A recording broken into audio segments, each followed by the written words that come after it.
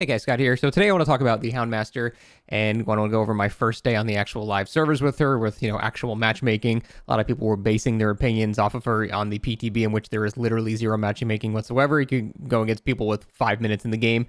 At least MMR does typically separate brand new players from everybody else. So I think judging based off of that, if you're not playing custom games, is not going to give you a realistic expectation of how the killer is. So a lot of people were telling me that there might have been some things that I was missing, and of course that's true. This killer is surprisingly hard to play, but the more I play her on live servers, the more I realize I think she will have the lowest pick rate in the entire game, and that's primarily due to the fact that she is pretty difficult to play. She has a fairly high skill floor, and at the same time, the rewards for that are almost non-existent. So we have high risk, low reward, and that is an absolute perfect concoction for people not wanting to play the killer very much. If we look at someone like, Twins, who was really, really underplayed, one of the least played killers in the entire game, it doesn't change the fact that the Twins is still actually really, really good. Now, the Twins can still be somewhat difficult to play, juggling two different things at the same time. Victor's pretty easy to control, but for the most part, it's actually way more rewarding to play Twins, and it's way less rewarding to play this killer. So we have like a scenario where the killer is harder to play, but you get even less from it. And people are just simply not going to gravitate towards that. So I legitimately think if she does not get significant changes again, that she will be the least played killer in the entire game by a pretty wide margin. There is way too many frustrations, or there are way too many frustrations with this killer, that where even if you hit your power properly, a lot of the time you just get absolutely nothing from it. Here's a couple of clips just from yesterday. Where are you taking her? Stop. What the fuck, man? You're taking him further away than where I am. Catch. Cool. Thank you, dog.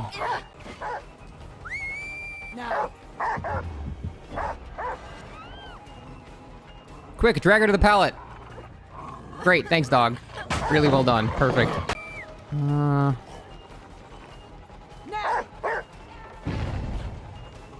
God damn it. What the did you see that shit? Do you see sometimes it literally drags him fucking 80 miles an hour in the wrong direction?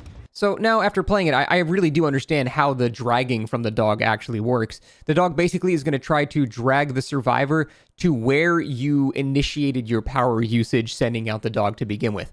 The problem is that's really bad. That's a stupid idea, because very often that ends up pathing the dog further away from where you actually are. For example, if a pallet is dropped in the interim between the dog actually connecting and the dog being sent out, then the dog will path around the entire level just to get to where you were. And that very often means just taking the survivor even further away from you, which is really dumb. So what should happen is, if there's like a pallet in the way and you get a grab right on the other side of the pallet, the dog should just try to drag the survivor to the closest straight line point between you and the survivor. It shouldn't try to path around everything and go down the entirety of Ormond and circle back around up the stairs, because obviously it's not going to do that. It's going to break halfway and you've just basically speeded the survivor somewhere else. What it needs to do is just kind of like what Pinhead does, where you're basically just like immobile, not immobile, but you are dragged towards the killer regardless of the environment or terrain. And I do understand there's a couple of ways that you can make this beneficial to you. Like you can be, in that chat clip, I actually could have like vaulted the window knowing that it was going to try to drag it back to my original position, and it probably would have hit. But it's not intuitive design, and very often you have these scenarios where, the dog is just actively working against you. And that's even if you hit the power. I'm talking about just if you have 100% perfect accuracy, even, it's not always going to be guaranteed a hit. And that is a lot of the frustrations too, despite the fact that it's very difficult to hit redirect hits and things like that, because it's very telegraphed, it's very easy to dodge on Survivor. You're not even guaranteed anything when you do hit it to begin with. And she doesn't really have that much else going for her. I tried some like fancy other big brain thing where you send search mode dog towards like a certain area and then you moonwalk to try to retain the haste mid-chase, which kind of worked a little bit, but then we've got like old Legion moonwalking bullshit where that's clearly not an intended thing, because you lose your speed boost as soon as a chase starts. And I don't really think that is something we should be pushing for, the correct way to play the killer. I think that's equally stupid. But yeah, this is the hardest Adept. This Adept took me like 2 hours. And It's not even like I wasn't trying. I was genuinely trying to win. I actually couldn't against just decent survivors. I legitimately could not win at all getting her Adept. I could get like 2 or 3, but getting all 4, it legitimately took me 2 hours, which is, I think, the worst Adept that I've ever had. So that's just really what I'm going to go over.